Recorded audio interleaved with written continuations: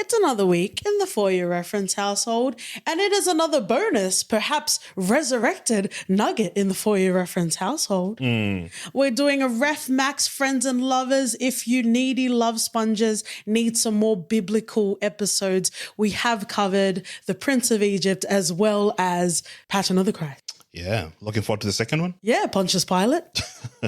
We have a great handful of screenings and screeners that we'll be covering today and also over the next couple of weeks. Take the show away.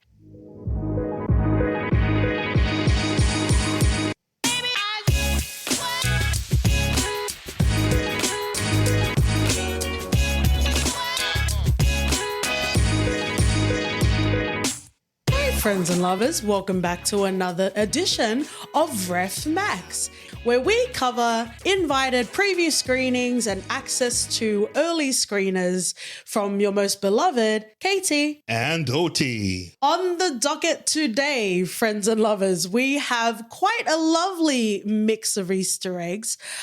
We have Air, the Air, but never to show the face of the Air, the Pope's Exorcist, Allelujah, and we're rounding it off with Lily Allen's Dreamland. Woohoo! Woohoo! Thank you to our PR contacts that have given us access to preview screeners as well as screenings. Everything we're covering today has been released. I'll probably give a reminder at the end of this episode, but what you can look forward to is Thomas and Mackenzie's show, Totally Completely Fine. Toni Collette, maybe we needed to space out because I went to back-to-back screenings of Australians playing Italians. Yes, I'm talking about Toni Collette in Mafia Mama. Nice. And then we got exclusive access. We already watch it, but we got exclusive access to season 4 of A Black Lady Sketch Show. Black Lady Sketch Show. Yeah, and we've already watched it, so we're very excited to get closer to the date so we can share, friends and lovers. We also have Evil Dead Rise, which may even be a full episode, OT. I think it might be. We'll open up the Book of Clarence, OT. I'll do one better. I'll bring the Book of Eli. Oh, wow. We also have Betty Gilpin's Mrs. Davis. We have Elizabeth Olsen's Love and Death, and obviously risking it all for the Plemons. And Skarsgård and Mia Goth's Infinity Pool. So we have a lot coming up, friends and lovers. And this week we've got a great bundle to tackle. Nice. Well, let's get into the first screening. Thank you to our friends and lovers at Warner Brothers as well as Universal for inviting us to Air. Yeah. Yeah, that Air, OT. It was a full event. It was a full event. And you would know that if you were courtside. Directed by Ben Affleck. And I guess if we have time, we can talk about the argo of it all, or I guess his filmography. Perhaps not a reference degustation. Perhaps just an express lunch menu. Written by Alex Convery in way of cast. All the stars are out, OT. Matt Damon, Ben Affleck, Jason Bateman, Marlon Wayans, Chris Messina. That's the end of my review. Chris Tucker, as well as Viola Davis, and whoever the fuck played the back of Michael Jordan's head. Yo, bothered by that. At least I got to see Jesus in Passion of the Christ. But welcome, friends and lovers. Yes, we are starting off with a legendary film that's already impressing a lot of box office and a lot of sneaker and basketball head. Can you call them basketball heads? You can. I won't stop you. I don't do a sports, friends and lovers. Kick us off, OT. Wow, what can I say about this movie? I did not think I'd enjoy it as much as I did, to be honest. And I know that you felt a bit weird at the end of it. This isn't about me, but okay. No, I'm just trying to correlate the feelings. It had little laugh out loud moments in the movie, which usually in the cinema, because usually when you're watching a movie, there are moments in the movie where people will just laugh out of the random shit and it'll annoy me. Yeah. But this actually had some stuff and I was like, oh, I'd giggle along as well. Okay. Which is good. Nice. So all in all, you had a great experience. Going in, I thought it'll be a movie about, there'll be some aspects of sports, you know, some semblance of watching Jordan do his thing. This is all business. It's all business. It's all business in the front, business in the back. But I've never been so excited about sports branding and marketing. Okay. It's one of those things in sports biopics where you're like, okay, bro, they've translated to a different level where they made sports marketing and branding something you're intrigued and interested about. Okay. And they executed it well. Interesting. Covering real life events, especially triumphant events where we're not necessarily sure of the events leading up to, but we know the hashtag spoiler alert that Jordan gets signed and he becomes synonymous with the Nike brand, right? We know what we're working towards. So this film felt like sliding into a victory that was already won and offering nothing new or insightful. Wow. It reminded me of House of Gucci, and you've spoiled yourself if you've watched it, so I'm not going to spoil you. But essentially nothing happens in House of Gucci the same way nothing really happens in Air. We know that Michael Jordan is going to get signed, and we know that there's obviously a whole shift of culture. And can I just say, for the Jordan brand or the Air Jordan brand to be so embedded in not just Black culture, but global sports, athleisure wear, athlete wear culture, it's kind of embarrassing to have three dorky white guys be the pioneers of that. But anyway, did someone say Elvis? Oh, bro. Austin Butler thinking he's back. Did you not understand? It wasn't about... Hey, don't attack my intelligence. It was about who stepped the foot into the... Air wouldn't be air without Jordan stepping his foot in it. Okay. All right. It could have been made by anyone, but the fact that it was Jordan's brand, cool. That's all that matters. Cool, bro. Mm-hmm. Cool film, bro. Mm-hmm. Cool sneaker film, bro. It was exhausting for me because obviously there was nothing in this film that was for me. And really anything can be for me if we're working on really building out the characters and the resonance. And there was so much like, don't worry about whether Michael Jordan's in it. And it's like, you don't watch like Batman versus Superman and not expect to see Superman there unless he fucks off to The Witcher. You know what I mean? Mm. And I think this is what happens when people get too close to the making of a film or a documentary.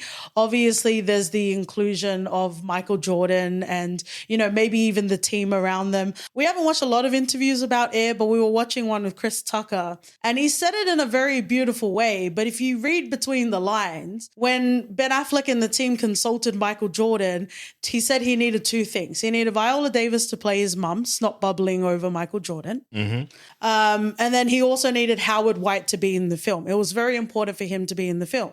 Notably, one of the only Black characters in the film, but I don't even know if we need to talk about that specifically. But the point is, and I would imagine this would be very late in the development because Chris Tucker talked about the fact that there wasn't any dialogue for this character.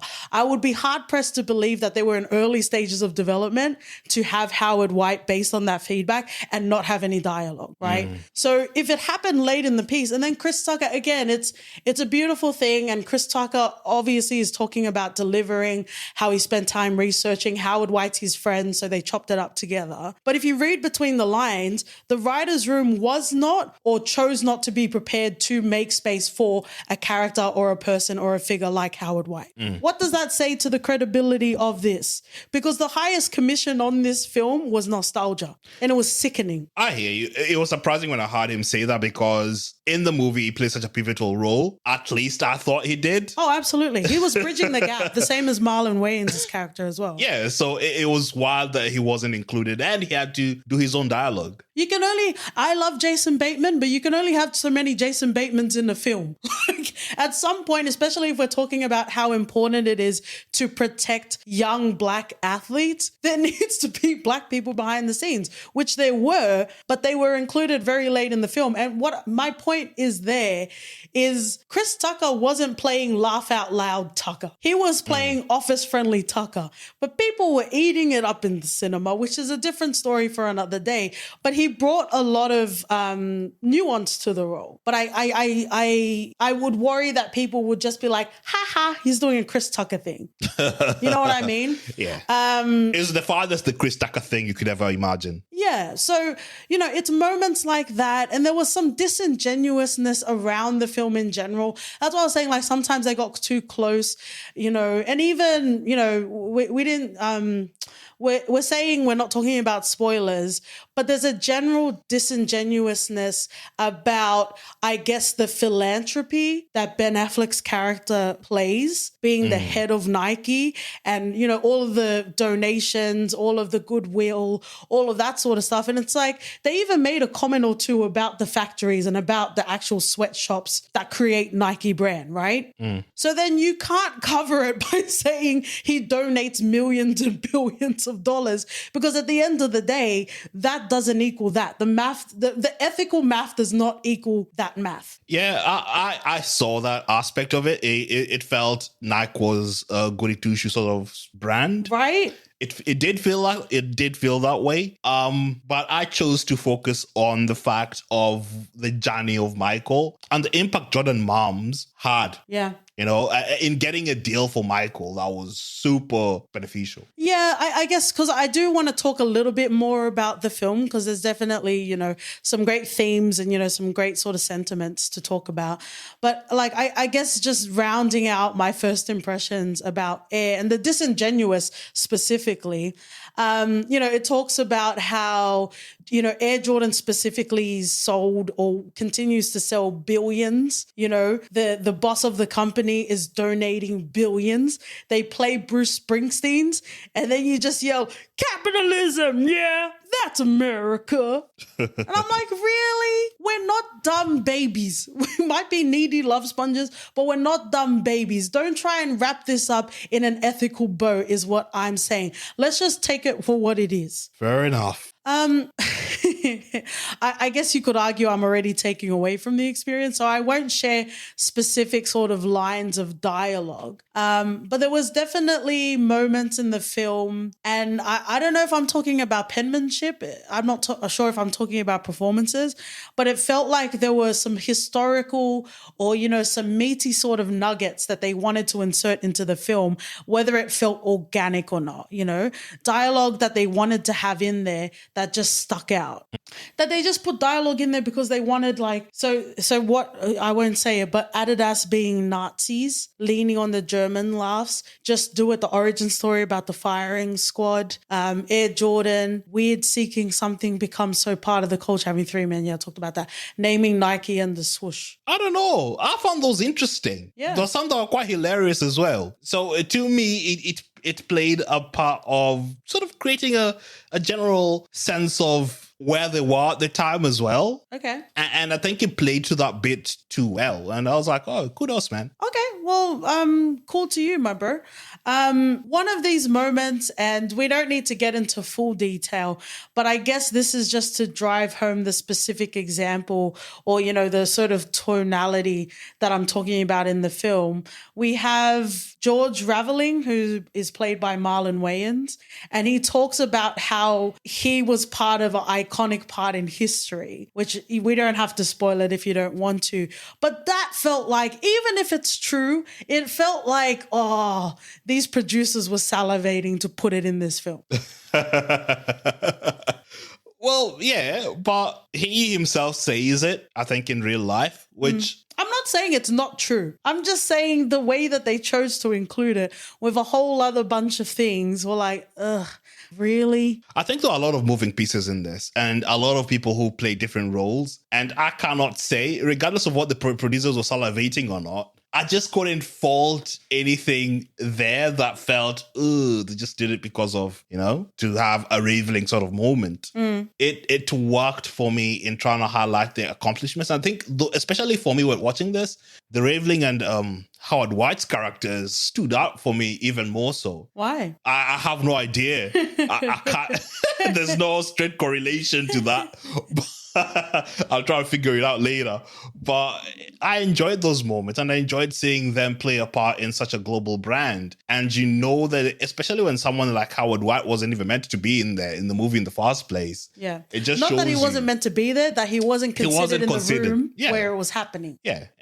It just shows you that there's that disparity that we're still trying to cross. And I clutched onto those moments, however cheesy you might think it is. I was living for it. Yeah. I like some black cheesiness. You found my web searches, didn't you, OT? Well, Well, I want to share something joyful that I experienced in the film. Oh, wow. Respectfully, Chris Messina was the jockstrap that held this game together. He was the best part of this film. I really enjoyed him. Everyone just needed to, it's Chris Messina's world and we just live in it. Mm-hmm. I've been going to therapy, but I feel like I can go to the final form with Chris Messina as my therapist. Yeah, he was really, really good, man. He was also in Argo as well, would you believe? Oh, he's got a ting, eh? He's got a ting. Ben Affleck ting. Oh, but like, did you absolutely love his character throughout? I did. I don't know if love is the right word for me. He was definitely a presence. Okay, more than Michael Jordan. L. I just really thought tonally he absolutely worked. I don't know when or if they were deciding on the other characters to meet him on that sort of tonality. Like he was on The Big Short, Wolf of Wall Street, and everyone else was playing Dungeons and Dragons. Wow. Yeah, we're feeling the wave of cinema nostalgia, OT. Oh, are you throwing Sandman's hope to it? I'm looking forward to Sandman season 2, I must say. Oh. Well, I don't know how much more you want to talk on, but there are a couple of things I want to talk about. Something that I thought was really interesting, and if you are a sports person, then this won't be a surprise or a spoiler. Or if you like shoes, or if you follow the sports history, you'll already know this. We don't need to talk a lot of detail, but I just wanted to comment on, it was interesting because at the time in the NBA, it had to be over 50% white, the shoes that they were wearing. So I thought that was quite interesting because it didn't make, obviously there were like allegorical type of dialogue as well, which I'm like, ugh, whatever. You don't have the depth to tread this water, but anyway. But it was interesting how they were prepared to tackle that. Yeah, they went all guns blazing on trying to lure Michael to Nike that they felt. And I thought, and this is what I said, as a sports branding and marketing movie, this just made it so interesting because I found that really, really exciting to watch in the movie. Show me the money!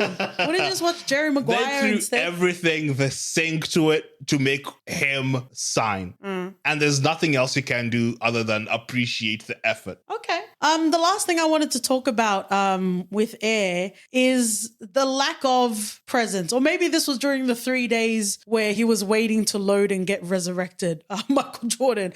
But like the lack of presence that we had of Michael Jordan in the film. What were your thoughts on that? I didn't mind it because at the end of the day, it wasn't necessarily about Michael Jordan per se. It was everything around it. And I found it quite interesting. Well, it felt a bit distracting at first, but once I got onto the boat, I was like, okay, cool. We're not going to see him. I'm fine with that. Let's focus on everything else around him. So there was a lot of suspending of belief is what you're saying. Not suspending of belief because as they said in the movie, and I think it was also out before people knew that Michael wasn't going to be in the movie. That's not a spoiler. I just didn't know how it would work, but the way they executed it, it made sense to me. Hey, we're going to have John Wick, but John Wick's not going to be in it. It's not the same thing, though. Hey, we're going to have Super Mario, but it's just going to be Luigi. If you're focusing on the tailor for John Wick's suits, why should John Wick be there? He's just the wearer of the suit. We are focusing more on his tailor and how everything he did to get John Wick the best possible suit. Right. And that's the end of the story. We don't need to know how he jumps around with that suit, how he can jump off buildings and all that.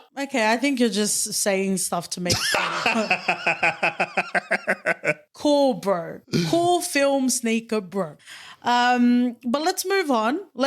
This was a journey I ventured into. This is some penance and some absolution that I experienced on my own. Did you go on the stage?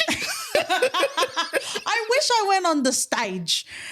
We are very big Thor Love and Thunder fans, friends and lovers. But thank you so much to our friends and lovers at Sony for giving us access to the preview screening of The Pope's Exorcist.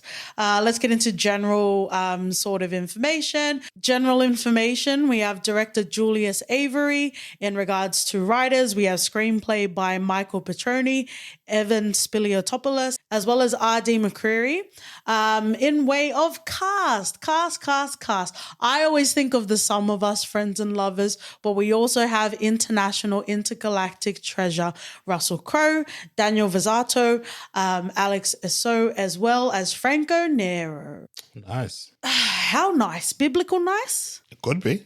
Okay, so this film, as the name suggests, is about an exorcist. OT is our residential Catholic boy, so maybe he can fill in some gaps. I'm not sure. Is an exorcist just like a separate title, or do you need to still go through the priest path to get to exorcist? Is that just like a spicy seasoning to being a priest? No, I think exorcism can only be performed by priests of a certain level. Yeah, so you need to go through the same sort of pathway, because that's how it felt in the film. Obviously, I'm not going to spoil anything. This is inspired by the actual files of Father Gabriel Amorth, the chief exorcist of the Vatican. I thought this was very interesting. I knew I wasn't going to get The Two Popes, which is a film that I really, really love. My feel-good sort of film, AI jacket pending. I wasn't sure what to expect in the film, and tonally there was a lot of dialogue that didn't match the serious conviction that the performances brought. Okay, how so? Like, imagine we're watching Passion of the Christ, like how very seriously the film takes itself and it's telling a very serious story. But then you have dialogue that's from It Chapter 2. I was literally waiting for moments where the kids would be like, "You are small, you are small." Don't even trigger my PTSD on that, man. So the film was interesting in the sense that there were definitely some themes that I wish they had focused on more. Even though I say that I am character and narrative driven, I think the themes that it was raising in the film was more interesting than the path that we were going down. Obviously, there's certain sort of possessors, and it kind of focuses on a little kid. I would say like a preteen sort of kid. Think Scary Movie level. And I haven't dabbled into the Scary Movie franchise, but I'm almost certain they've done like an Exorcist parody, right? And I can almost guarantee you whatever dialogue they said in the Scary Movie equivalent was also said in this film. Because I'm like, how are you saying these things right now in a film that's so grounded in, I guess, as much of a reality as you can get in the Catholic Church? You know what I mean? So it was very interesting because it kind of pulled me out of the film, and, not for nothing. And I don't know, our Rabbitohs coach owning, loving Russell Crowe, he's like the Pavlova, New Zealand will try and claim him. We'll also try and claim him. And I love him. I love him. I obviously don't know his heritage. He might also have, Italian ancestry. And, he's very committed to the role that he's playing as Father Gabriel. I'm not Italian, so obviously I don't know how accurate his accent is. But, the same thing with Tar. Like, you can tell that he really put a lot of effort into this performance. But the moment you put him next to Italian people and they're speaking Italian, it's just like one of these things is not like the other. And you can copy and paste that when we talk about Toni Collette. So I think tonally that gives you an idea of what this film is. It might just be fun to watch OT watch this because I've watched the film, so I can just focus on your reactions to it. But yeah, the dialogue was very, very interesting. Think even like The Orphan, like the OG Orphan that we really, really enjoyed, right? Some of that dialogue was a bit ridiculous, but it worked in the way that even the performances were a bit ridiculous, right? This film was very much, this is very serious, this is very dogma. we're channeling all of the spirits right now. Yeah. Some of the themes that I thought were really interesting that I wish they had dived more into is the idea of how religion is formidable and it's an immovable force, that you can have a church like the Catholic Church, one of the three main sort of religions around the world, and the discussion of do they, should they, and will they move with the times? And that was a very interesting sort of theme. And, obviously there's a lot of that in the two popes as well, right? So I really enjoyed that sort of discussion. Father Gabriel, he's definitely more of the OG. Him and the Pope kind of have a discussion where they're saying, these new priests, they think they're fairy tales, but we know that they're real. So going into this movie, people shouldn't expect to watch an Exorcist reincarnate because it's nothing close to that. Well, I haven't even watched it. Is it like a serious film? Is it a ridiculous film? I'm not sure. It's horrific. So Okay. people shouldn't expect to be terrified by this movie. There are moments that are really scary. But yeah, I didn't expect like Marlon Wayans getting a producer credit for this film. Because some of these moments were like, what the fuck is going on? Interesting. Yeah, so it was interesting because he also, he has to be held accountable because during one of the exorcisms, he actually uses the word Satan, which apparently is a big no-no, and you're not supposed to acknowledge the devil. How wild is that? Of all Christianities, you think you would be able to talk about Satan in the Catholic Church, but even during this setting, it was too outdated. Wow. For my Catholic days, we used to sing a lot of songs that denounce Satan by name. Must be an Italian thing. Must be a Brad Pitt Italian thing. I want to ask you something, just to give us your Rolodex of Catholic boy knowledge. They talk about Saint Michael, and I'm not sure in what. I'm assuming it's in the Vatican. It's some obviously amazing, important, beautiful looking building, and you have Father Gabriel like staring at this painting, and he shares the sentiment. Why do you think Saint Michael didn't kill Satan when he had a chance? Because it was God's plan. Okay, Drake.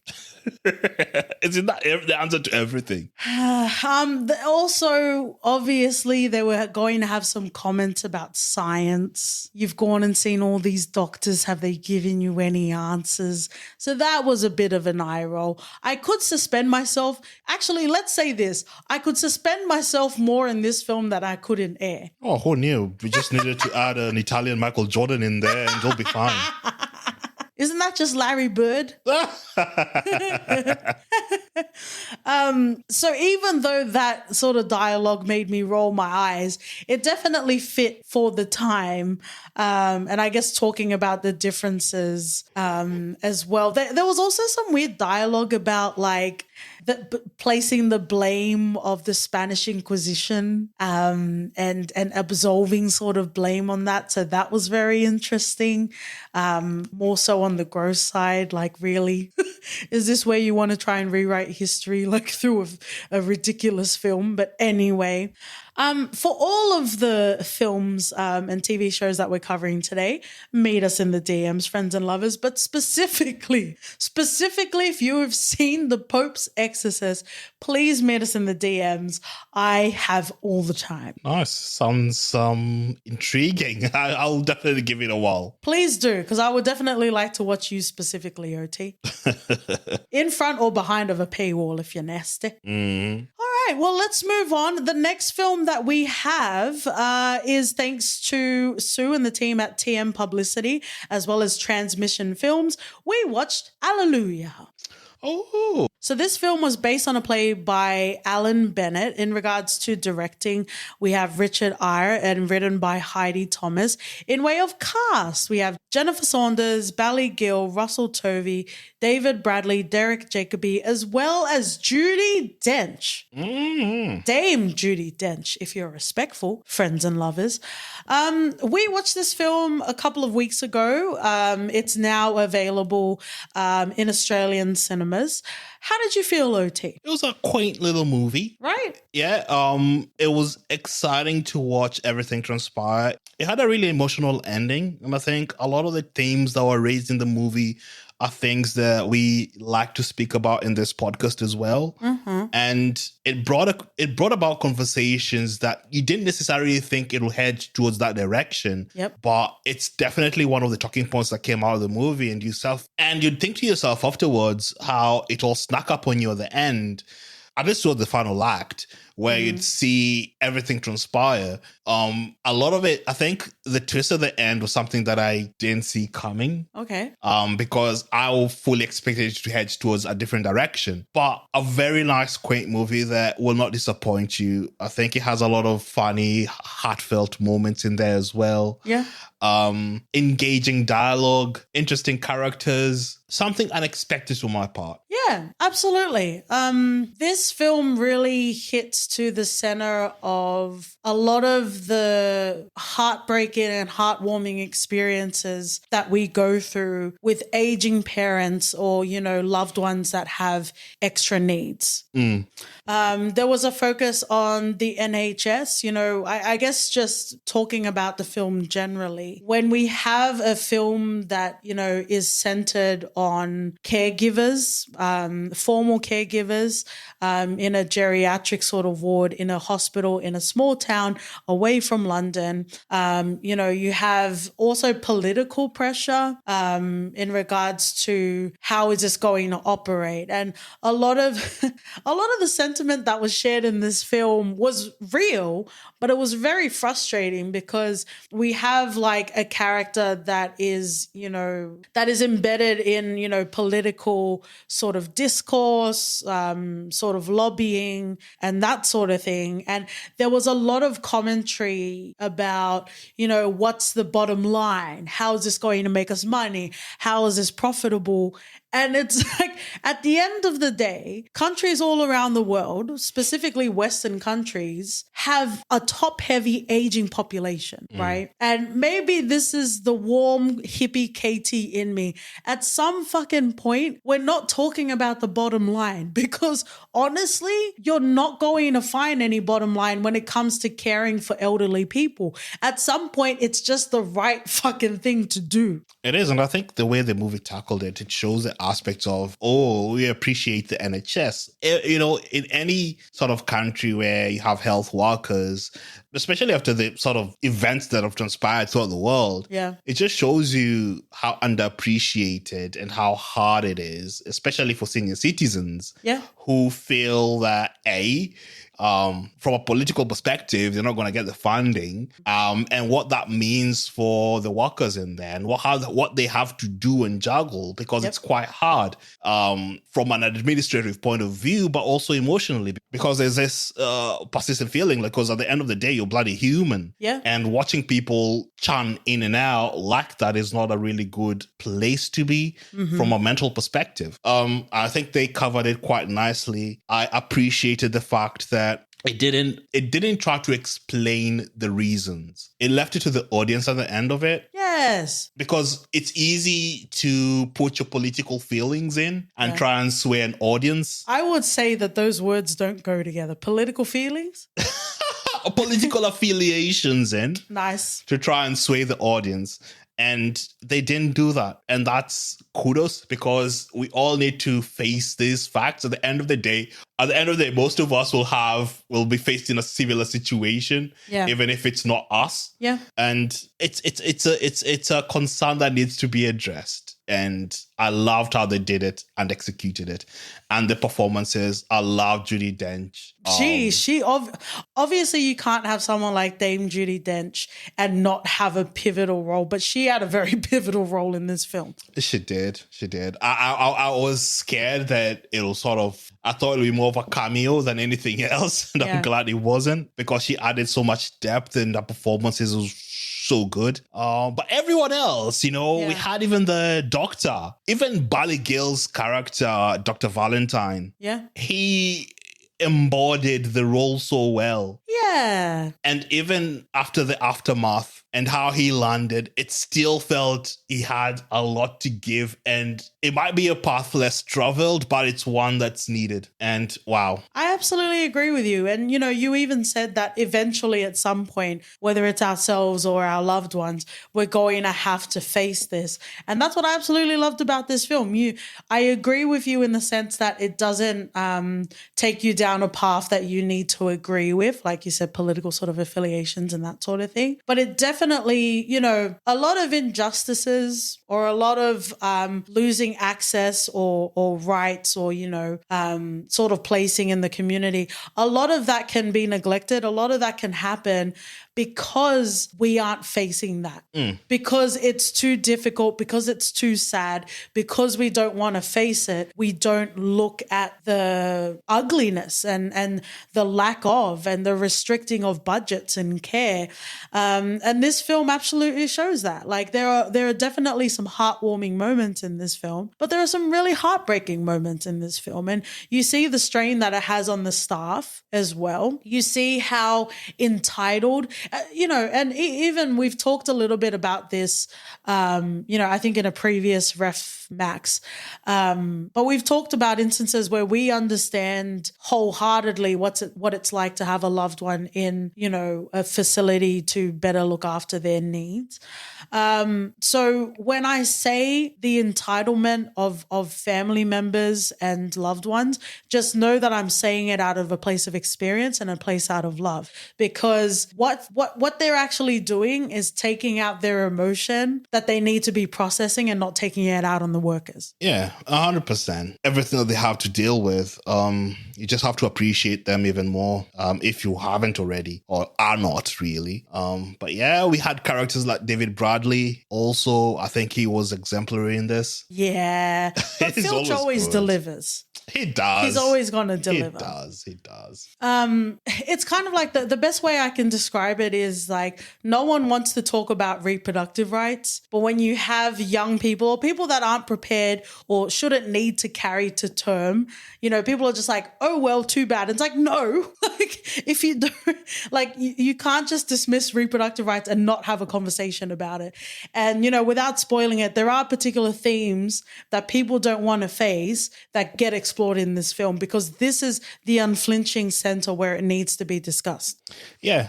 And I'm glad, because when you said that was based off a play, it felt like it as well. Because the dialogue is solid. Yeah. It did. And I think that's the biggest kudos you can also give to the director. Yeah. He was able to sort of put that embodiment and vision, and it showed. And wow, I think very, very solid movie. If you are in Australia, you can watch it. Go. You won't be disappointed. Yeah, there's also one of the main characters. There's definitely a battle between the head and the heart, and that's really what this film is distilled into: the head versus the heart, and doing the right thing for the people that you love. Oh, well, speaking about doing the right thing for the people that you love, being very, very dysfunctional family dynamics, we're finishing off with the series Dreamland, which is currently available in Australia. Friends and lovers, check your local providers. This is a comedy series starring Freema Agyeman as well as Lily Allen. It's interesting. Essentially, the center of this film are four sisters and their mother, and figuring out the sort of family dynamics. We're not going to spoil it, but there's definitely some things that we can talk about, tickling the spoil place without necessarily fruition. Yeah, I had fun with this series. The characters grew on me. Freeman, you gotta love her. Solid performance. Lily Allen, who knew? Well, she's dabbled and... yeah, and she didn't want to dabble in Game of Thrones, brother lovin'.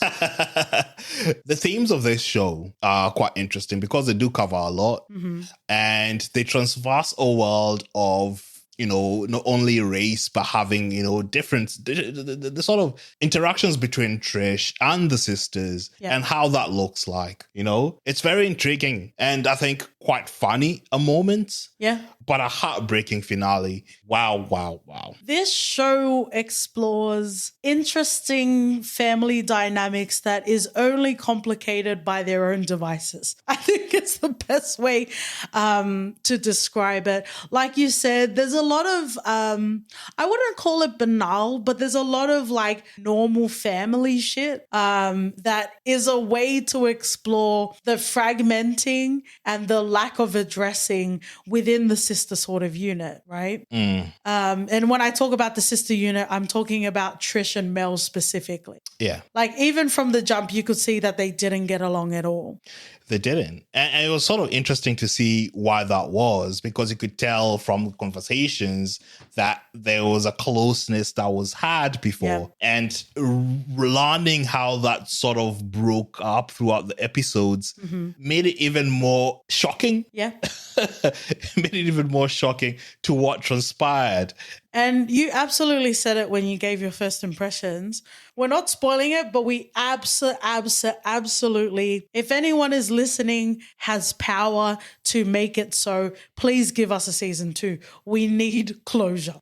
We need more than 2 seasons. I want to delve in the lives of these sisters. I think there's a lot to be had there. You've got 4 completely different characters in them. Yeah. I think we could probably get more from that. Oh, yeah, absolutely. Because in the first season, we focus more on Trish and Mel, but there's so much more nuance to be had. And I think we can delve deeper, way deeper on the other 2 sisters. Yeah. And I think even the mom to some degree, because there's a lot to be said in that relationship as well. There's a lot of sacrifice. And it's interesting because that sacrifice is complicated by a later plot line in season 1 that I didn't necessarily see coming, but it kind of made sense. I do, yeah. I see that. At its core, it's definitely, a lot, I don't know. We, in general, we love watching a lot of things. And we've also been given the opportunity to access screenings and screeners as well. But lately there's a feeling where, the high sort of panache and the sort of extravagance and the fireworks is more important than the characters. Like sometimes you watch things and you see that they don't care about the characters. And what I really loved about Dreamland is it's characters first, There are definitely going to be some heartbreaking sort of plot lines, decisions from character sort of motivations, but it's always to work at the center of the family unit. 100% agreed. I think the roller coaster of emotions it takes you through, even when you're at the low, you can still see that the care has been taken towards the characters, because we've watched plenty of shows recently where it feels that characters come second to plot lines and story.